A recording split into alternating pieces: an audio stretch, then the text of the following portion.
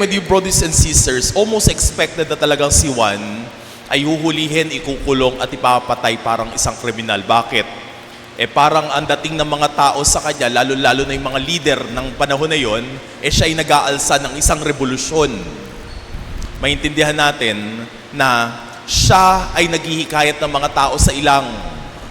Kumbaga parang NPA, mga namundok. Siya nasa ilang at nag-aanyaya sa isang revolusyon. Pero itong revolusyon na ito ay hindi nagdadala ng armas. Isang spiritual na revolusyon, isang pagbabago. Pagbabago sa kalooban, transformation, inner healing, repentance, renewal. And very curious, bakit? Sa Ebanghelyo sinabi, ang salita ng Diyos, the Word of God, came to John, son of Zecharias. Imagine, no? Si John the Baptist ang pinuntahan ng salita ng Diyos, samantalang merong ibang may mas kapangyarihan nung panahon na yon. Sino-sino yon? Siyempre, ang Emperador Tiberio, si Poncio Pilato, si Herod, si Lisanias, si Felipe, si Anas, si Caiphas. Ito yung mga historical great figure at that time. Pero ang pinili ng Diyos, si Juan Bautista, isang abang lingkod ng Diyos. Para saan? Para ihanda ang dadaanan ng ating Panginoon. My dear brothers and sisters, eto galing po ito sa reflection ni Bishop Ambo na kagabi naging kardinal na. By the way, siya ang ikalimang buhay na kardinal ngayon sa Pilipinas. At kung sakali mang mamamatay si Pope Francis, isa siya sa legible na pwedeng maboto o bumoto. Tatlo sila.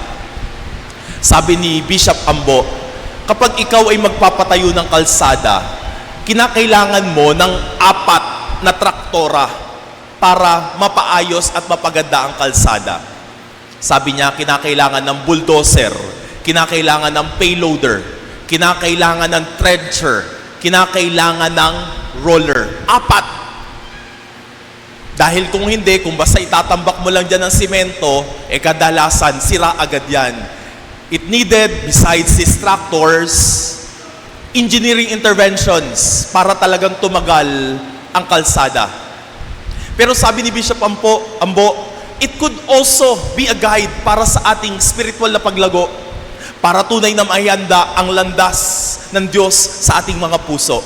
Sabi niya, unang-una yung bulldozer, kinakailangan banggain ang mga balakid.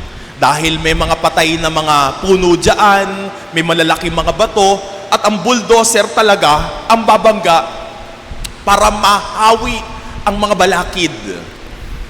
At karaniwan, ang balakid natin sa pagtanggap sa ating Panginoon ay yung ating mga kasalanan, lalong-lalo na ang kasalanan ng yabang at kasalanan ng pagmamalaki. Diba? Minsan, pag nakikinig tayo, dahil marami na tayong alam, minsan sasabihin, ay, alam ko na yung sinasabi ni Father na yan. Hanggang we will just shut our ears in listening. Alam ko na yan Yung gospel, napakinggan ko na yan last year. At alam ko na rin kung anong reading next week. Kaya ano nangyayari dahil sa yabang natin, hindi tayo nagsisimba, hindi na tayo nakikinig. Parang kahapon lang, parehas na homily ang aking idiniliber. Alam niyo po ba, may nagreklamo sa aming opisina, yung pari na yaan. Ang haba magsermon. Sabi ko, pag makita ko lang yung tao na yun, ay masahabaan ko pa. Hindi naman taga-sacred heart, napadayo lang. Magre-reklamo pa. Pero gusto kong sabihin sa kanya, bukod sa sinabi ni Pope Francis na 8 minuto lamang ang homily, ano pa yung napakinggan mo kay Pope Francis? Sigurado ako wala na siyang masasabi. Bakit? Para sa kanya, yun lang ang mahalaga, 8 minuto. Why? Because there's some sort of arrogance in the heart of man that impedes the Word of God to penetrate our heart. At nakakatakot yun. Wala kang tatanggapin. Ikaw lang ang magaling. And many times the danger is we are playing like gods. Parang tayo na ang Diyos ng ating buhay. Masyado tayong nagmamalaki. This is your danger. This is also my danger. How many times, my dear brothers and sisters, dahil alam na natin ang sistema ng buhay, Maraming beses hindi na natin sinasangguni si Lord. Diba? Nung may nanligaw sa inyo, sinangguni niyo ba kay Lord yan?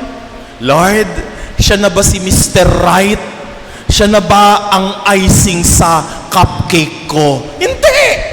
Wala kang ginawang ganyan. Kinilig ka lang, ibinigay mo na ang matamis na oo. Diba? Ang isang taong mababa ang loob, hihingin niya, Lord, bigyan mo nga ako ng tanda. Kasi baka nabubulagan lang ako Kasi gwapo, Lord gwapo! Bihira yan, Lord! At pagkatapos mong umuo, ayun na, gagawin niya ng miserable ang buhay mo. Mga kababaihan, hindi porket gwapo, sinasagot ha. Titignan nyo rin ang background ha. Titignan nyo kung may respeto. Titignan nyo kung mapagmahal sa magulang. Titignan nyo kung merong pangarap. Titignan nyo kung may takot sa Diyos. Lahat yan. Isang guni kay Lord. Maging mababa ang loob. Tanungin siya, Lord, ano ba ang aking gagawin? Meron tuloy isang istorya sa Matandang Tipan. Ang pangalan si Naaman. Isang magiting na general. Ang dami niyang tinalo mga hukbo. Pero hindi siya nakaligtas sa isang bagay. Ano yon? Sakit. Meron siyang ketong. Ginawa niya ang lahat. Ketong pa rin siya. Hanggang narinig niya, merong isang propeta sa lupain ng Israel. At anong ginawa niya? Naglakbay siya doon. Daladala ang utos ng hari at daladala niya ang mga ginto at pilak. Pagdating doon, hindi siya hinarap ng propeta Elisha. Nainsulto siya. Hindi siya winelcome. Sabi, ano ba naman ito? Ang layo ng akin nilakbay, hindi ako inarap ng propeta. Pero narinig niya ang instruction ng propeta. Sabi ng propeta, maglublob ka ng 7 beses doon sa ilog ng Jordan. Alam niyo, sabi ni Naaman, bakit ako maglulublob dyan? Burak yung tubig niyo dito sa Jordan. Mas malinis ang aming mga ilog doon sa Syria. Mayabang mayabang.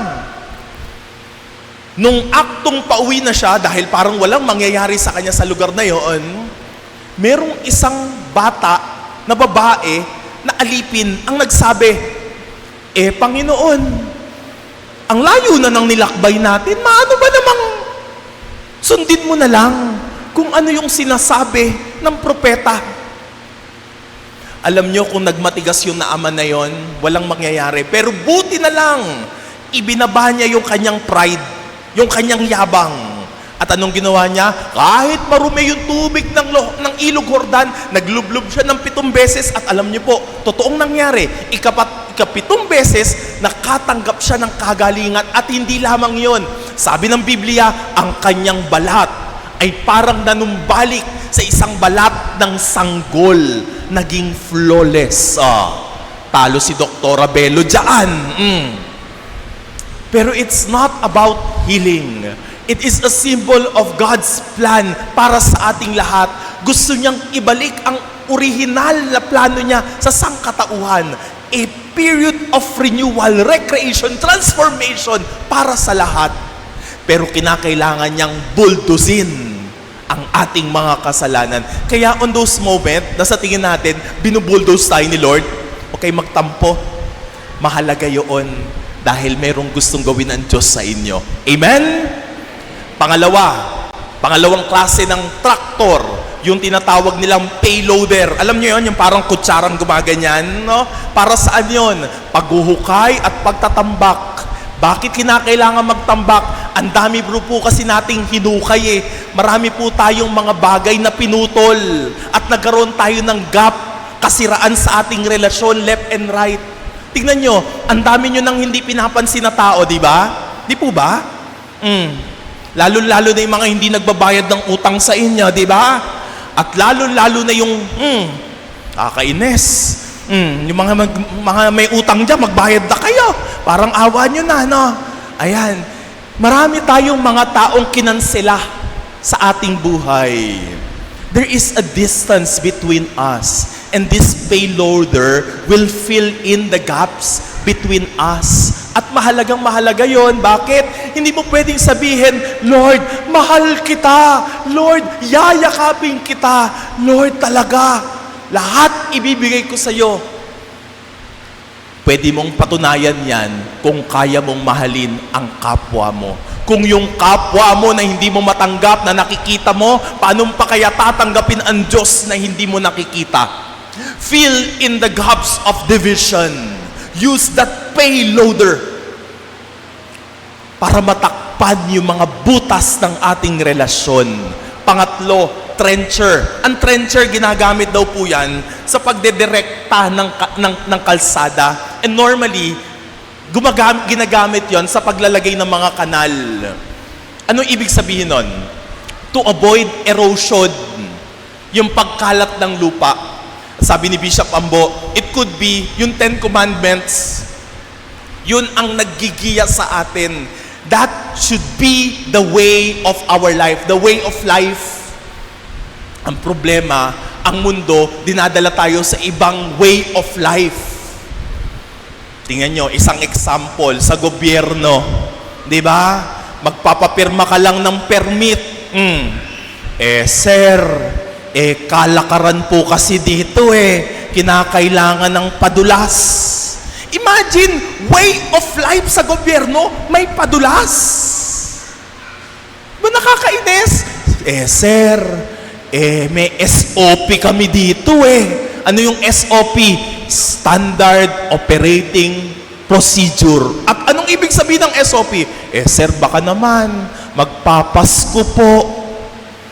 Ako'y inis na inis, no? Talaga sa amin po mga pare ang nagsusumbong ang mga tao at ituturo kung sino talaga ang kurakot sa gobyerno, ha? Father, yun po, yun, nako, isang pirma ng butike humingi ng 30,000. Imagine, ano ba yung napag-aralan nila para yung pirma nila ay maging sobrang pagkamahal-mahal? Kakainis! The way of life is being eroded. Because the world is leading us somewhere sa ating distraction. Kwento ko na rin lang po. Last week, kinuwento ko na ito Speaking about government, ito, politician, matindi ito. Isang politician nang bumisita sa kanya, nasasakupan sa isang liblib na lugar, isang baryong maliit. So nagkaroon siya ng isang town hall meeting. Sabi ng politician, nandito ako para ibigay sa inyo ang mga kasagutan sa inyong mga problema. Sabihin nyo sa akin, ako ang solusyon. Ay, yabang ng politician no? Change is coming. Parang ganun lang. 3 to 6 months, tapos ang problema nyo. Parang mga ganun lang. Nagtaas ng kamay yung isang leader, Sir, ang problema naman po kasi namin dito sa baryo namin, dalawa lamang po. Una, bago po makarating ang mga pasyente namin sa sentro, namamatay na po. Baka naman po pwede, kung pwede lang. Paminsan-minsan, magpadala naman po kayo ng doktor dito sa aming pook. Alam nyo kung anong ginawa ng politician? Kinuha ang cellphone, tumalikod, at may kinausap. Hello pare, baka pwede naman. Oo, sige na, ako na bahala sa'yo. Pagkatapos nun, humarap siya sa mga tao, pinakita ang cellphone. Okay na daw. Problem is solved. Hindi lang paminsan-minsan. Every week, may bibisitang doktor sa inyong baryo. At ang mga tao nakatungangang ganyan, no? Sabi ng politician sa kanyang sarili, wow, ang galing ko. No? Namamangha sila sa akin. Kaya anong tinanong niya? Ano yung pangalawang problema? Nagtaas na naman ang kamay yung leader. Sir, bukod sa doktor, ito rin, napakatinding problema po namin dito sa aming baryo. Malayo nga po ito sa sentro, kaya alam nyo po, ang pinaka-problema po namin dito ay wala po kaming signal. Hala, hindi nyo naintindihan ng joke. Hala, explain ko pa. Explain ko na nga, okay. So, ibig sabihin, yung politician, walang kinausap. Kakainis kaya. Way of life, magsinungaling. Way of life na mangako ng mga bagay na hindi nagkakatotoo. Hanggang ngayon, tawa kayo ng tawa sa kalokohan niya. At ang pang-apat, ito matindi, kinakailangan ng rollers. Ito yung bilog na parang, tama ba, pison? Pison, no? Dinidikdik ang lupa para maging matigas, no? Mga magulang, diyan kayo dapat magaling Dikdikin nyo yung mga anak nyo ng turo at magandang aral. Bakit? Responsibilidad nyo yun eh. Kung hindi nyo gagampanan yun, iba ang gagawa nun para sa mga anak nyo. At paano nyo malalaman kung ano ang tinuturo sa mga anak kayo ay magandang asal? Minsan magugulat na lamang kayo ang mga anak nyo. Hindi nyo nakilala. Iba na yung tono ng pananalita, iba na yung aktuhan, iba na yung kilos, iba na yung pananaw. Bakit? Kinulang sa pagdidikdik. Mga anak,